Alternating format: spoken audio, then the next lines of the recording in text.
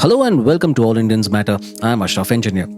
Making ends meet is getting increasingly difficult, especially for those at the bottom of the economic pyramid. This is why the minimum wage assumes great significance, especially in a country like India. What is a minimum wage? It is the lowest amount of money an employer can legally pay an employee for his or her work. The objective is to protect workers from being paid too little and to ensure a reasonable standard of living for them.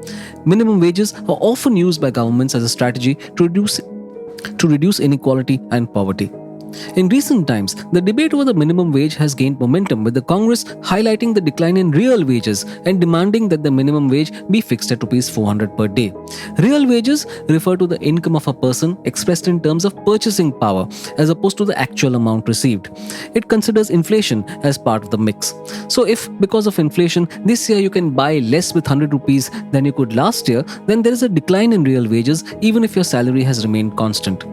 Congress General Secretary for Communication Jairam Ramesh said that multiple data sources, including the government's own statistics, showed that workers can buy less today than they could 10 years ago. The Labour Bureau's wage rate index, Ramesh pointed out, showed that real wages for labourers declined between 2019 and 2024. So, despite many earning a daily minimum wage of Rs 176 or more, the national wage floor has remained stagnant since 2017. There is also lack of enforcement, which has led to wage payment discrepancies. But most importantly, the cost of living has soared. So, shouldn't India raise the minimum wage? Most would say yes, and there is a move to shift from a minimum wage system to a living wage system. All Indians matter. Jairam Ramesh, making the case for a higher minimum wage, referred to Ministry of Agricultural data saying, and I quote, under former Prime Minister Dr. Manmohan Singh, real wages for agricultural labourers grew at 6.8% each year. Under Mr. Narendra Modi, real wages for agricultural labourers declined by 1.3% each year. Stop quote. As I pointed out earlier, a pincer attack of slow wage growth and debilitating inflation has eroded real wages. Let's talk a little more about why minimum wages are important. They are a commonly used tool to address poverty and wage inequality across the world. According to the International Labour Organization, or ILO, most of those receiving minimum wages or below are in the tail of the income distribution spectrum. A minimum wage provides a floor to market-determined wages and protects low-wage earners.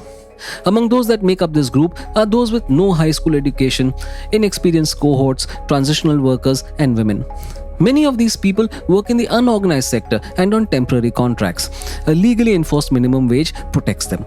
However, many in India have no contracts at all and are therefore outside the purview of legal mandates on wages and working conditions. Many employers have argued that a minimum wage will negatively affect the formal and informal sectors by affecting labor supply. This is a hollow argument. It is well understood that a rise in wages does not lower labor supply or labor force participation among low-skilled individuals. India, meanwhile, has set its sights on replacing the minimum wage system with a living wage by 2025. For this, the government has sought technical assistance from the ILO to develop a framework for it. The ILO itself has endorsed the concept. India is a founding member of the ILO and a permanent member of its governing body since 1922. In 2019, India passed the Code on Wages, which proposed a universal wage floor to apply to all states. This shift is aimed to hasten the lifting of millions out of poverty. It is estimated that India has more than 500 million workers, with 90% in the unorganized sector and 10 million added to the pool every year. Now let's understand the difference between a living wage and a minimum wage. The ILO defines a living wage as the wage level necessary to afford a decent standard of living for workers and their families, taking into account the country's circumstances and calculated for the work performed during normal hours. The minimum wage, in contrast, is the lowest amount of remuneration required by law for work performed during a given period. While the minimum wage protects workers from low pay, the living wage goes further by ensuring enough income to cover basic needs such as food, clothing, shelter, healthcare, and more. While there can be few arguments against a living wage, there are serious implementation challenges. Enforcing a uniform national living wage is virtually impossible because the cost of living varies from state to state and even within states from rural to urban areas. It will require careful planning and calculation. Some small and medium-sized enterprises may face additional financial burdens due to the higher labor costs. Therefore, balancing financial survival for businesses while ensuring worker well-being is the key. However, the shift is crucial for India to achieve its sustainable development goals by 2030. These include the goal of promoting decent work and economic growth. Like with all major initiatives, the key is execution. A living wage would be a significant step towards improving the lives of Indian workers, but without a well-defined system that actually works, it won't happen.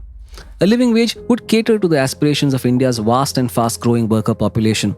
The resulting higher standard of living would boost the economy through greater consumption and improved skills. It would mean a higher cost of labor, but India can't forever base its economy on the availability of ultra-cheap labor. Somewhere, sometime, it needs to push for a better-off worker. Roughly 90% of Indian workers are in the unorganized sector, which leaves them out of social security protections. Many of them do earn at least a daily wage of Rs 176, but that's abysmally low. For those listeners who are outside of India, that's a mere $2.11 a day. There were discussions on raising this minimum wage, but they were deferred by the COVID-19 pandemic. Earlier in 2019, the Anup Satpathy panel had proposed a minimum wage of Rs 375 per day, that's roughly $4 a day.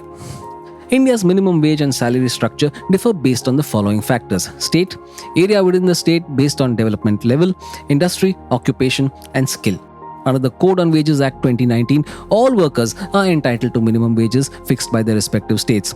Incidentally, labor matters come under the purview of both state and central governments, and this makes them multi-jurisdictional. The method used to set minimum wages defines nearly 2,000 different types of jobs for unskilled workers and over 400 categories of employment with a minimum daily wage for each. The calculation includes the variable dearness allowance component, which accounts for inflationary trends, and where applicable, house rent allowance. Earlier, only workers from a particular set of industries, which accounted for only 40% of the labor population, were entitled to minimum wages. However, despite the wage code coming into effect in 2019, there is no move to implement a national minimum wage. By 2030, it is expected that India's working age population would cross the 1 billion mark. You could look upon it as a job creation burden or as India becoming the largest provider of human resource assets to the world.